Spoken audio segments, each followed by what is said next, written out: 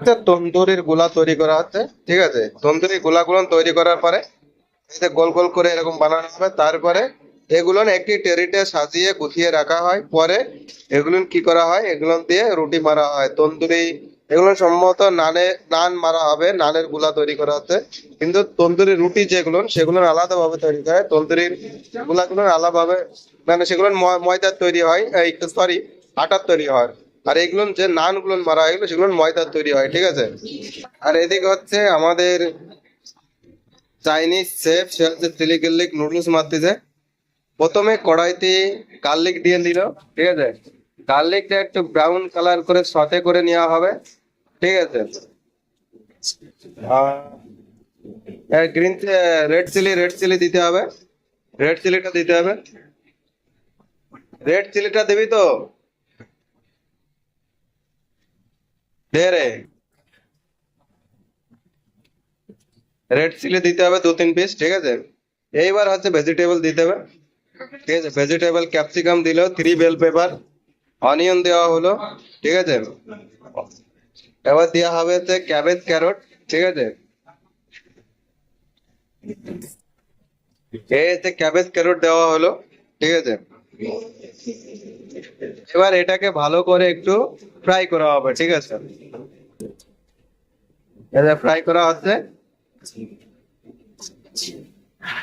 সুন্দর করে ফ্রাই কর। ঠিক আছে। আর অ্যাকচুয়ালি চাইনিজের যে কুকিং প্রসেসটা, এটা কিন্তু খুব মানে খুব স্পিড হিটই করতে হয়, মানে খুব টাফ হিটই করতে হয়, নাহলে স্পিড হিট ছাড়া হয় না।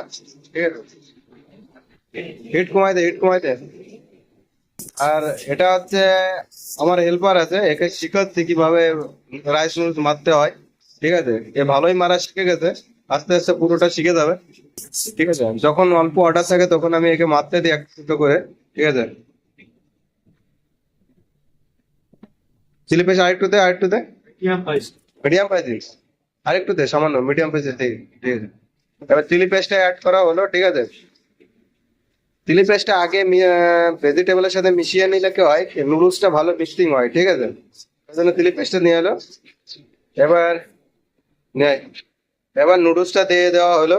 ঠিক আছে, নুডলসটা দিয়ে দে, সিজনিং গুলো কর। অ্যারোমেট নেই? অ্যারোমেট দেওয়া হলো, অ্যারোমেট পাউডারটা দেওয়া হলো। ঠিক আছে, এবার ব্ল্যাক পেপার দেওয়া হলো, সুগার দেওয়া হলো। ঠিক আছে, এবার সল্ট দেওয়া হলো। ঠিক আছে, এই সিজনিং গুলো দেওয়া হলো। একটু লাইট সয়া দে, লাইট সয়া দেওয়া হলো। এবার টস কর।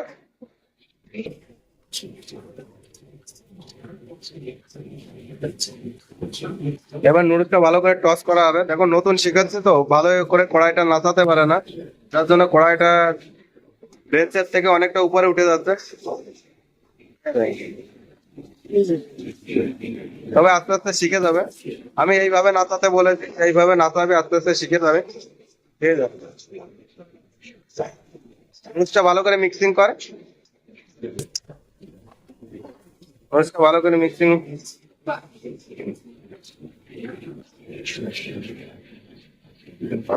দেখ, এবার টেস্ট কর, টেস্ট কর, টেস্ট কর, টেস্ট কর।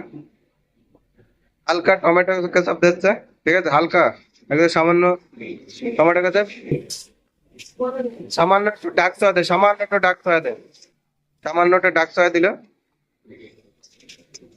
এবার একটু সিজনিংটা ভালো করে, হ্যাঁ, এবার কর, কাজ কর ভালো করে, রোজটা মিশো ভালো করে। ঠিক আছে, দেখো নোটটা মিশে হচ্ছে ভালো করে।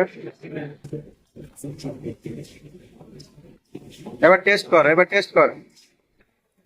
এবার যা যা সিজনিং কম ছিল সেটা টেস্ট করে আবার করে নতুন সিজনিং করা হলো, মানে একটু সিজনিং অ্যাড করা হলো। ঠিক আছে, অ্যাড কি করলাম, একটু অ্যারোমেট অ্যাড করলাম, একটু সল্ট অ্যাড করলাম। ঠিক আছে, একটু স্প্রিং অনিয়ন অ্যাড করলাম। ঠিক আছে, এবার নুডলসটা দিয়ে দেবো। ঠিক আছে, প্রসেসিং হয়ে গেছে। ঠিক আছে, হয়ে গেছে, হয়ে গেছে, ছেড়ে দে, ছেড়ে দে, হয়ে গেছে। এটা হচ্ছে চিলি গার্লিক নুডলস মারলো। ঠিক আছে, তো প্রথম প্রথম তো অর্ডার মারতে গেলে একটু সমস্যা হয়। ঠিক আছে, সেই পেলে অর্ডারটা মারলো। ঠিক আছে, তো মোটামুটি খারাপ মারেনি। ঠিক আছে, আমি টেস্ট করেছি, মোটামুটি খারাপ হয়নি। ঠিক আছে, ওটা 100% তো আর হবে না, 100% করতে গেলে অনেকটা টাইম দিতে হবে। এবার সরি,